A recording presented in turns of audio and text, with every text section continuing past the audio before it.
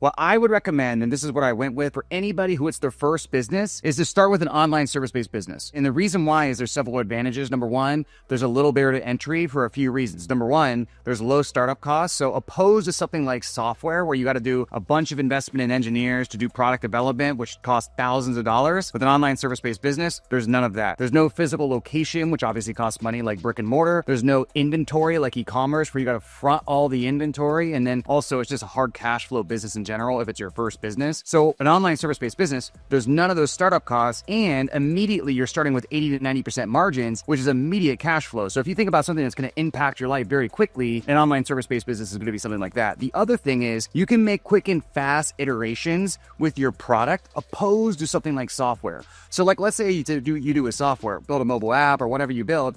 Nobody wants it. It's going to take 3 months to go back to the engineers and then iterate the product, okay? Whereas if you do an online service-based business, you could iterate the product the next day or the next week. Like you can constantly iterate and change the offer until you find product market fit.